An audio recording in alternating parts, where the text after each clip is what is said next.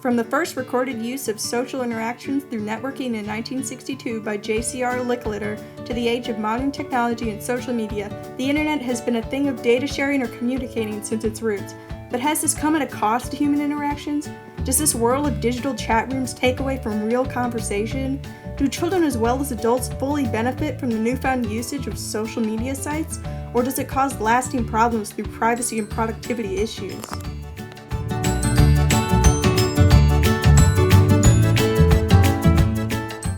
According to the Pew Research Center, as of September 2014, 71% of online adults use Facebook, compared to the 23% of adults using Twitter, the 26% of adults using Instagram, and the 28% using Pinterest.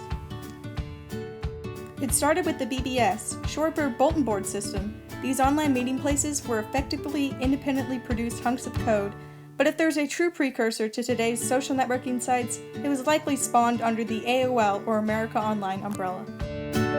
To truly understand the nature of how social media and technology impacted society through time, I talked to 72-year-old Marian Flowers in an attempt to find out what new technology and the internet have provided for adults growing up without it. No, I think that can be a good thing. That doesn't bother me. Turn it off. That's one thing I do is I turn mine off all the time when if I'm having lunch with someone or if I have someone over visiting. I just turn my notifications off because I don't like to be interrupted like that. It's distracting. I was here last night and it was amazing how we would be talking about things and all of a sudden one of us would be Googling a question. Well, what year was that happened? And it's cool that you can look up anything. So I think that's good. Sometimes I think when you're doing it to the exclusion of other people that are sitting right there, I guess that's too much to me.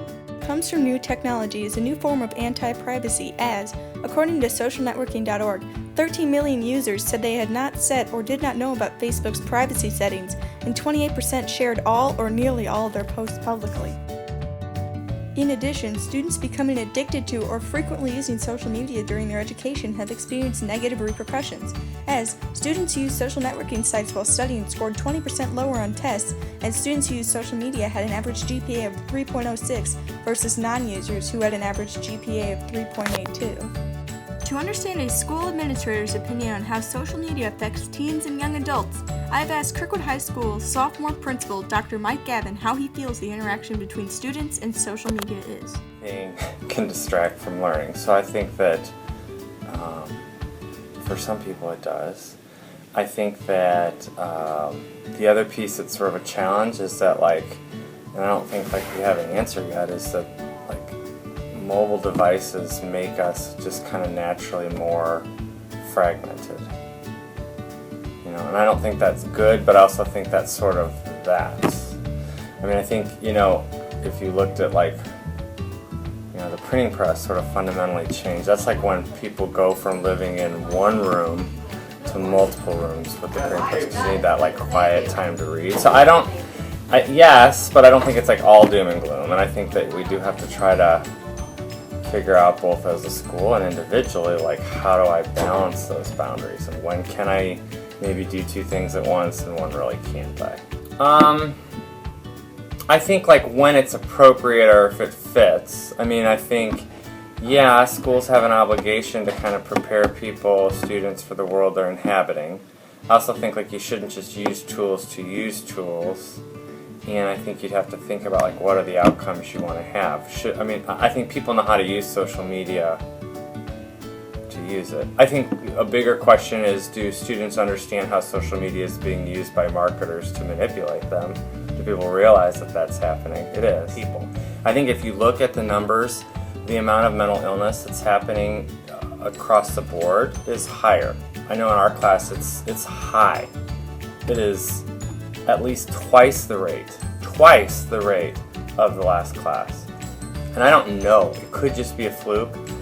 My thought though is this constant attachment, this constant fixation on what's happening, not being able to unplug, and I can feel it in myself, although I'm not having a breakdown, but I wonder, there's a time to just put this damn stuff away.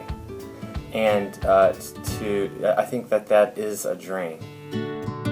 For as much as social media sites help us to connect or maintain connections with our friends and family, it also gives others access to our private information, such as phone number, private photos, or in extreme cases, a location. Research by Huffington Post has found that sites such as Uvu, Feed, Kik, Snapchat, Vine, Xiaomi, AskFM, and Creepy are allowing users to track others. In the most extreme cases, sites like Creepy use private geotag information to pinpoint a photo's location and the user's location. Staying away from dangerous sites and monitoring privacy levels leads to a happy social media experience, one that we all truly want.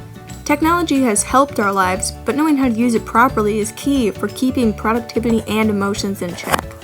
Each other, they can be an instant communication. Good example is last night, Maggie had a flat tire at one of her clients in Troy, Missouri, which is a remote place, and so she could contact Uncle Bill and say, would you pick up Jude because I have a flat tire? And so, you couldn't do that when I was growing up, certainly.